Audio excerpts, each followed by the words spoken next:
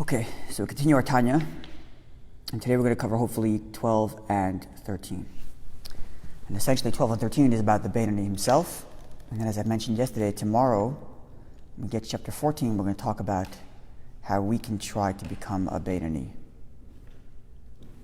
Well, what's the first steps we need to take? What are the first things we need to know to becoming a Beinoni? So let's recap what we did yesterday, because that's most important as we go forward. Right, we already discussed in the previous chapters, going all the way up till chapter 9, we discussed the godly soul and the animal soul. In chapter 9, we discussed the struggle. Right, and it's a struggle between a part of me that wants to think about itself all day, animal soul, and klipa, selfish, biological, human, regular, normal. And then the godly part of me that just says, whatever Hashem wants, is willing to give everything for Hashem. And that's the struggle. One part of me wants every single thought, speech, action, feeling I have to be for Hashem. Another part of me wants every thought, speech, action, feeling I have just to promote myself, to increase my pleasure, to avoid pain, things like that. And then of course when you're selfish, you can go into sin also, because that could be fun. Chapter 10 and 11, yesterday we talked about the tzaddik and the rasha. Each had two levels: complete tzaddik, incomplete tzaddik, complete rasha, and incomplete rasha. The tzaddik, the two levels of tzaddik are, one level of tzaddik is the lower level, where his love for Hashem is so intense, and that's the only thing he feels. The only thing he feels is a desire to serve Hashem. And the part of him that wants to be selfish, the animal soul, is completely inactive. So because it's not gone, his selfish self is still there, it's just inactive. So there's still some part of him, your brother's at the door. You can open the door right there. Yeah, the one to the right. Yeah. See, because this part of the animal soul is not gone, it's just inactive. So there's still some part of him, good morning.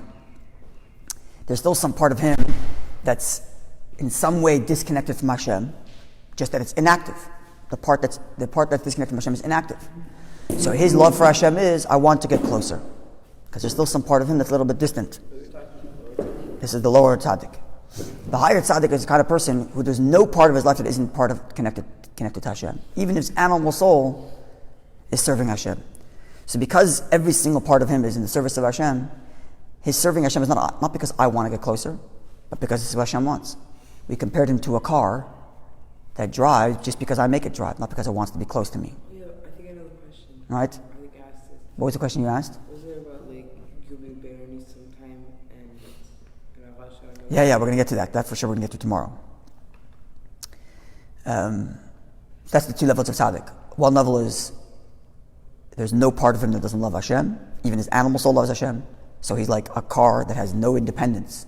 His whole self is just an instrument, like a tool for Hashem to get things done in the world. The lower level of tzaddik is that the only feeling he has is, I want to get closer to Hashem. His selfishness is completely inactive. But both of these tzaddikim share a common thing, and that's what makes him a tzaddik, is that there is no feelings at all to be selfish. It's only a question of what kind of feelings they have for serving Hashem. Higher level of feeling for Hashem, lower level of feeling for Hashem. That's the only feelings they have. That's the only things that they care for.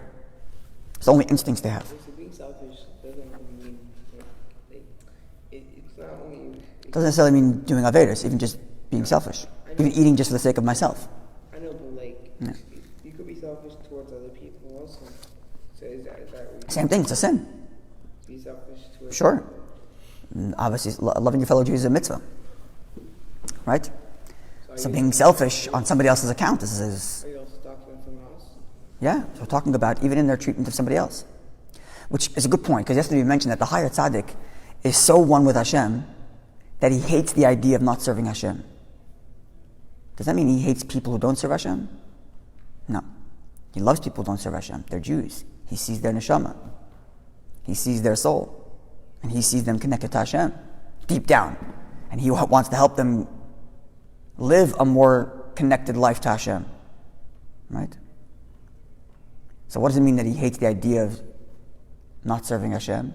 It means in the same way you picture yourself eating dust and you're like, you cringe, doesn't mean you hate dust. Right? Just like the idea of eating dust makes you cringe. That's how a tzaddik feels about doing a sin. Cringes about the notion of him doing something that Hashem doesn't want. Does he hate people that don't do what Hashem wants? God forbid. Of course, he loves them. They're Jews, right? But the lower tzaddik doesn't feel that hate for the idea of not serving Hashem, because there's a part of him the part of him that's attached to this world, the animal soul, is not gone. It's not transformed into serving Hashem. It's just inactive, right? This is what we talked about tzaddik yesterday. Yeah, remember this? Then there was the Rasha. See, these tzaddikim, we can talk about what they are, but it's hard for us to experience what that means. Like, what does that even mean to be a normal human being and you have no desires to serve yourself? Most of us don't even know what that means. Like, the idea of us never wanting to do something for ourselves, it's not in our world. So it's very hard to, we could say the words and we could explain what it means, but it's hard to actually, imagine what life looks like as a tzaddik. Right, so you understand, a tzaddik is not just someone who learns a lot of Torah. A person can learn lots and lots of Torah and still likes to serve himself, because when he's done learning Torah, he goes home and enjoys his dinner and wants to have an extra slice of meat because he likes it. Right, and that's not a tzaddik anymore. Tzaddik is not just someone who knows a lot of Torah. Tzaddik is somebody who has no instincts to do anything other than serve Hashem. For most of us, we can't imagine what that's like. Imagine never having the instinct to be selfish. It's out of our realm. Which leads us to what we talked about yesterday in chapter 11, which is the Rasha. 2 levels of the wicked person. The Rasha is somebody who gives in to his animal soul in his thought, speech, and action. He thinks thoughts that the animal soul wants him to think, even if it's the slightest thing, even if it's something like, I'm going to spend the next 10 minutes just thinking about how cool it would be to do a certain sin. That already means the person's a Rasha, at least in that moment. Right? Because he's giving in to the animal soul in his thoughts, speech, or action. Talking about the lower Rasha now? The higher Rasha, the one who's less Rasha. Right? So this person who gives in to his animal soul becomes a Rasha. The question is how often he gives in to his animal soul. Is it all the time? And then once a week, the godly soul's thought pops into his head? Or is it 99% of the time he's only godly soul active? But every now and again, he indulges and gives in to his animal soul to enjoy a 10-minute thought of a sin. Either way, for this person, both his godly soul makes him think, speak, and act, and his animal soul makes him think, speak, and act. Whether it's 10% versus 90% either direction, but nonetheless, this is a person who both his godly soul makes him think, speak, and act, and also his animal soul makes him think, speak, and act. And that's a Rasha. So why do mitzvot if you know you're a Rasha? If you think about it.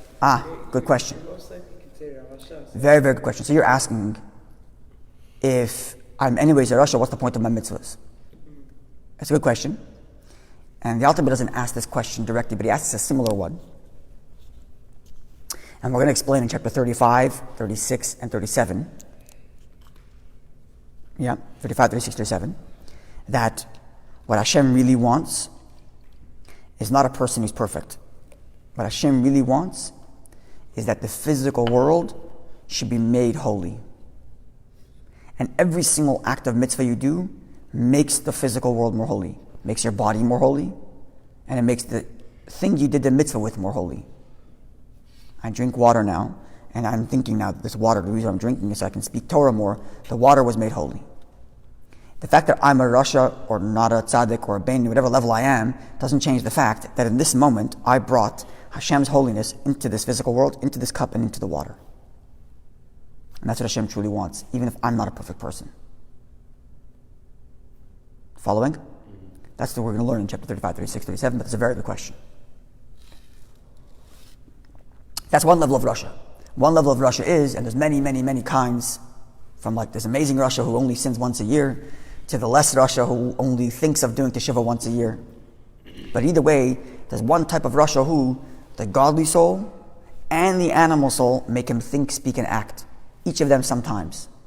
whether it's 1% to 99%, either direction. Follow? Yeah. The lower level of Rasha, we said yesterday, is somebody who's gone so far down that his godly soul never even gives him one conscious thought. He still has a godly soul, it's in his subconscious, because he still has a neshama, he can still be part of a minyan. But it never makes him think an actual thought. And certainly not actually speak or actually do. So it's a very low level and rare level of Rasha. In the same way, it's very rare for there to be a tzaddik who is so close with Hashem that he feels like a car that Hashem is driving. He doesn't have any independent feelings other than I'm just doing what Hashem wants. Just like that's very rare, it's also extremely rare to have a Rasha who's so far gone that he never has one thought of a godly soul. Even the most wicked people. What about an accident? Sorry? Like an accidental mitzvah. Does that count? Does that mean That's a good question. I don't know the answer to that question. But here it's talking about like a conscious thought. Like for example, we say that the wicked are full of regret. They're full of regret, but they never change their ways. They always feel bad about what they do, and they just keep on doing it. Right? The fact that they have these regret means the godly soul is still active. Because where are these thoughts coming from?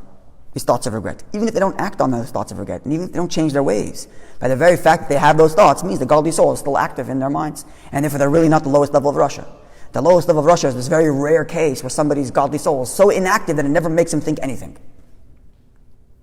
Okay? So that's what we did yesterday in chapter 10 and 11. Now we're going to do chapter 12 and 13, and here we're going to define who is the Beinoni. That's the person of this whole book. Now you'll remember from chapter 1, we learned the story in the Gemara, where Rabbah said, I'm a Beinoni. And Abaye said, if you're a Beinoni, then who are we? What are we? If you're only a Beinoni, you're not a tzaddik. What are we? And now the Rebbe asked, how is it possible that Rabbah could make the mistake to think he's a Beinoni? We know that Rabbah was so involved in his Torah study to the point that the angel of death couldn't take him because his mouth never stopped studying Torah. So how could Rabbah have thought about himself, I'm a Beinoni? So it must be, said the Alter Rebbe in chapter 1, that a Beinoni doesn't do any sins. Even not spending a moment, even not wasting a minute of Torah study. If he's capable of Torah study, he's going to study Torah. Like Rabbah. Right? So then why is he not a tzaddik? You want to get the door for him? So why is he not a tzaddik? If he's never doing anything wrong, he's studying Torah all day long. Yeah, because he can't eliminate his... Sorry? He can't eliminate everything. Because he still has an animal soul. Take the... The small one? No, the other one. This is the big one? Yeah, take the Eldor one. Which one? Eldor. Naharai, you see. Nahari. So, he still has an animal soul, the Beinoni. He still feels and wants everything like a regular person in this world. Wants to be selfish. But never, ever, ever lets it take over his thought, speech, or action. Think of that struggle. Think of the inner strength it requires to be a Beinoni. Which one do you think is harder to maintain? To maintain being a tzaddik or being a Beinoni? Why? Tzaddik has no interest in doing sin to begin with. Has no interest, right? His animal soul is inactive. He doesn't feel like he wants to do anything selfish. So he doesn't have to really control himself. So the tzaddik's service of Hashem is a different service of Hashem. He has to get the higher levels. And this book is called the Book of Beinoni, not the Book of Tzaddikim. They say that the Alter Rebbe wrote a book called the Book of Tzaddikim also. For people on such a level, whose animal souls are inactive, how they should serve Hashem. Right? But over here only do one chapter to explain them.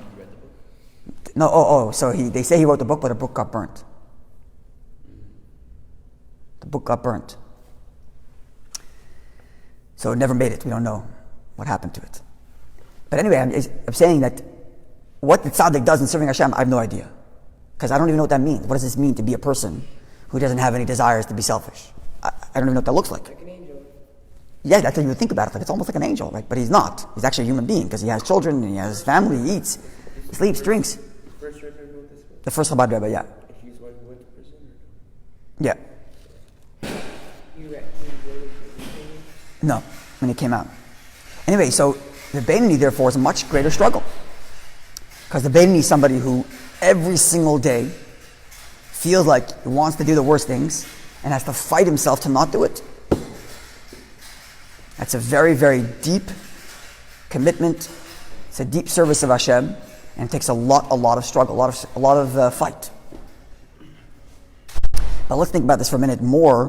What does Beinoni mean? What does Beinoni does in controlling himself? So when it comes to action and speech, it's very easy to understand how he controls himself. Even though it might be hard, but we understand what he's doing. He wants to do an act, doesn't do it. He wants to say, God forbid, a word of Lashon Hara, controls himself. That's something we can relate to. What about thought? What about controlling thought? See, the Alter Rebbe explains like this. When you have a thought in your mind, and you're thinking about something, sometimes you're thinking about it without even realizing what you're thinking about. Because it just came to you. And then there's a split second when you realize, oh my gosh, what am I thinking about? You ever had that moment? That's the question of the Beinoni. That moment is the Beinoni. What does he do in that second? When he realizes that this is not a good thought, what does he do? You push it out. There you go. So a Rasha might say, oh, this is a fun thought. Let me keep on going down this road. Right. Doesn't have the thought.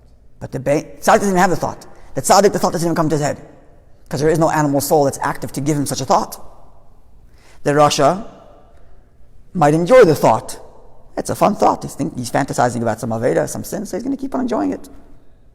But the Beinoni, the second he realizes this is a negative thought, the Rebbe writes, he pushes it out of his mind with two hands. Obviously, he doesn't have any hands in his head, but he right away pushes it out. It's very, very hard. So how does he do this? To get something out of your mind. How do you do that? See, the Rebbe explains like this. He uses the example of a room that's dark, and you want to get rid of darkness. Turn the light on. Trying to take a broom and sweep the darkness out of a room is not going to help you. Just turn the light on. So the same thing is in your mind. Your godly soul, the Nefesh Elokit, has a very deep level in it, a deep level of connection to Hashem. That's like a light. But you have to turn it on. If you want to get rid of that negative thought, you have to put something else in the mind. You can't just say, I'm not thinking about that. But then what are you thinking about? So what do you have to do? You have to right away think of a positive thought. Right away think of something you learned in Torah. So you fill your mind up with some light, and automatically the negative thought, the darkness goes away. But that's a serious challenge. There were and there still are Hasidim who memorize words of Mishnayos for this reason. So they walk down the street, instead of their mind wandering to pop into who knows what kind of thoughts, they have words of Mishnayos running in their head, or even on their lips. It's one of the reasons. The other reasons why they would do that. They would do it to bring Hashem's Torah to the world, but it's also for something in the mind. Right? So a person who's trying to control his thoughts, and control his thoughts that they don't go in a negative direction, it's not good enough just to fight it. You have to replace it with something positive. You have to have some positive, good thoughts from the godly soul to replace it. And the moment you do that, the negative thought goes away, just like light pushes away darkness. Following? So this then is really the Beinoni.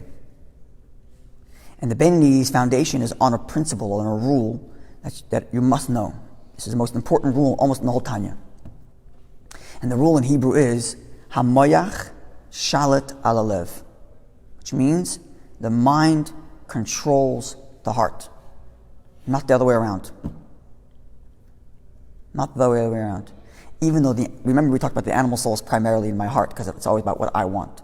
And the godly soul is in the mind because the godly soul thinks, what's the truth? What does Hashem want? Right? Remember we talked about that? And the fact of the matter is that every human being is capable of using his mind to control his heart. You are capable of, when your heart makes you want to think something, you are capable of using your mind and thinking of something that's actually the absolute opposite. You have that capacity. Even as your heart is boiling and telling you, come on, think about this, you can still choose to think about something else. It's very, very tough, but it's possible. And that's the first tool of Beinoni, is a moyach shalat alalev. The mind controls the heart. And remembering this, remembering that just because I want something doesn't mean I have to do it. Just because I want to say something doesn't mean I have to say it. Just because I want to do something doesn't mean I have to do it. And just because I want to think something doesn't mean I have to think it. I can decide what I think, what I do, and what I say always. So if you're a Rasha and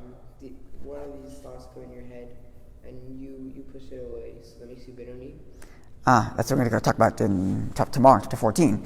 So in that moment, you're acting like a Beinoni. And that's going to be the struggle of life, to try to increase that as much as we can. We'll talk about that tomorrow a bit. But first, let's picture this Beinoni, the perfect Beinoni. He's the kind of person who is always in control of his thought, speech, and action. Action and speech, for sure, but even thought.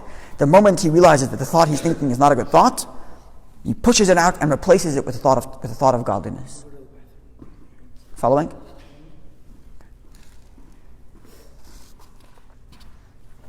Now this, of course, is not the tzaddik, because his instincts, his animal soul is still active. He still loves the world around him. He still has feelings for being selfish, just never acts on it, never thinks about it, never speaks about it. So he's not a tzaddik. But where does he get the inspiration to do this? What's his inspiration? To stay in this fight, to constantly be fighting his internal self. He's constantly battling himself. He's constantly fighting his own desires, his own natural, normal human desires. So where does inspiration come from? And this, says the Alter Rebbe, is what prayer is all about. Prayer is that time when he can boost up the godly soul's love for Hashem. So at least during prayer, he feels love for Hashem and his animal soul's love is asleep. We use the example of Yom Kippur. This happens to everyone on Yom Kippur. When you're so in the moment, you're so in the zone, you're so in this connection with Hashem, that your desires for doing chas v'shalom negative things are like asleep. They're completely gone, temporarily. And then as soon as Yom Kippur is over, it wakes back up and you run off to go eat right away. It's not that on Yom Kippur you're going to have a Yetzer Hara. You could have a Yetzer Hara and you have to control it, right? But I'm saying we all have these moments when we feel so attached to Hashem that our desires for the rest of the world are like asleep. They're not active. And the Beinoni challenge is to try to get that feeling every day when he prays, at least for a few minutes. Even though after prayer the feeling is going to be gone. And after prayer he's going to have to be fighting himself to control himself because his feelings for the world are going to come right back.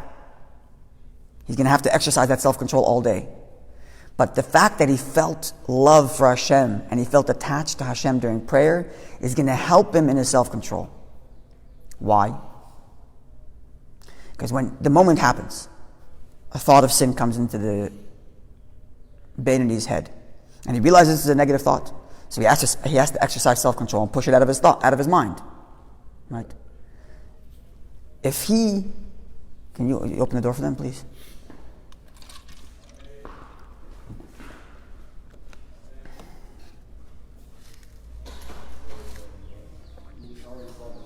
Just put the cone there, Yossi, please. So you have to keep on knocking the door. Yeah, just to the right when you go out, to the right. So by the fact that the Beinoni feels connected to Hashem during his prayer, that helps him and inspires him to... You can go that way. Go. Go ahead. There's a door to your right. Keep on going, please. And then you go to the left and you can go into the shul.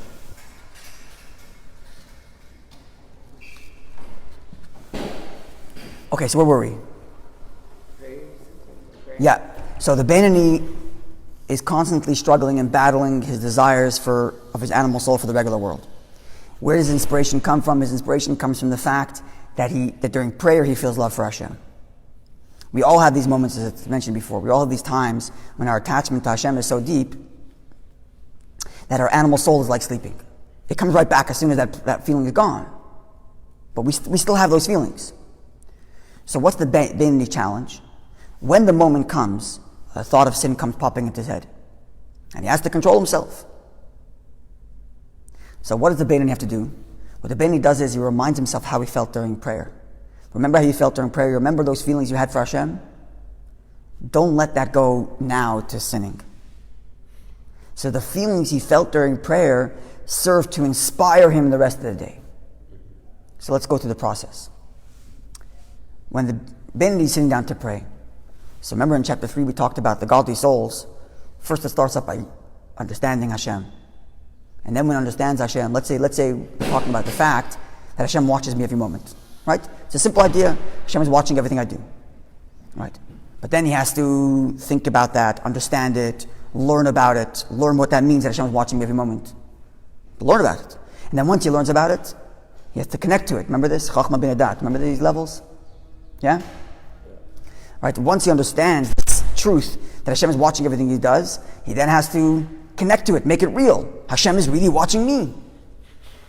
And he does that during prayer. This whole process of thinking about this truth that Hashem is watching me, he does that during prayer. It takes him an hour. And he really does that. He thinks and thinks and thinks to the point that it becomes real. And he really feels like Hashem is watching everything I do.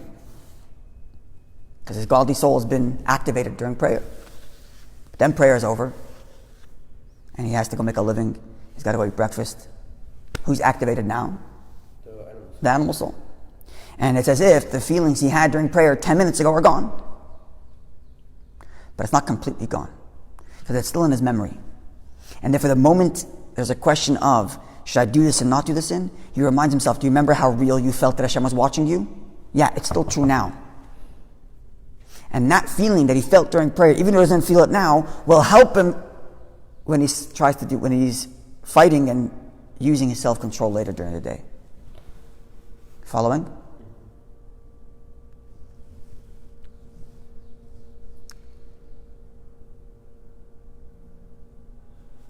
So if we recap who the Beinoni is, the Beinoni is somebody who has normal feelings like a normal human being. Animal soul is fully active. But the animal soul never gets to give him a thought, speech, or an action. Because the moment he realizes that this thought is negative, he pushes it out. He never speaks negative because he's controlling himself. He controls his action. But as godly, it's not as if he never loves Hashem. He does love Hashem. He does feel love for Hashem. He does feel the love of his godly soul. But that only happens when he's praying. And then he has to use that feeling he feels during prayer to inspire himself the rest of the day during his self-control. You clear? Yeah. Okay. If a Beinoni, Yeah? with the godly, if a Beinoni, what's it called? He says the animal soul. Does the animal soul go to like when Mashiach comes? Is this still going to be there? The animal soul? Yeah. I don't know what it's like, but I imagine that when Mashiach comes, our animal soul is going to be like a tzaddik that's only serving Hashem. We're still going to have an animal soul because we're still going to have a body. And we're still going to be eating and drinking when Mashiach comes. And we're still going to be having families. Right? But I imagine, I'm not sure 100%, but I imagine that our animal soul when Mashiach comes is going to be like the way the tzaddik feels the animal soul now. That all of his eating, all of his drinking, all of his everything is only for serving Hashem. So I imagine when Mashiach comes, the Beinoni is going to become like a tzaddik, I assume. But for now, the Beinoni is somebody who has to put up a real fight. He has to put up a real fight. And he has to do two fights. There's really two different fights he has to do. One is all day long he has to self-control. Right? He has to practice a lot of self-control. And his self-control is like a muscle. You know, when you work out your muscle, you get stronger and stronger. Right? So you have to exercise the muscle of self-control. And the more you exercise that muscle, the better you get at it. Until you can get to the point where you can really be in control, even of the thoughts that pop into your head. The moment you realize it's no good, you push it out. Right?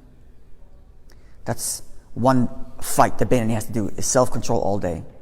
And the other fight the Beinoni has to put up is during prayer.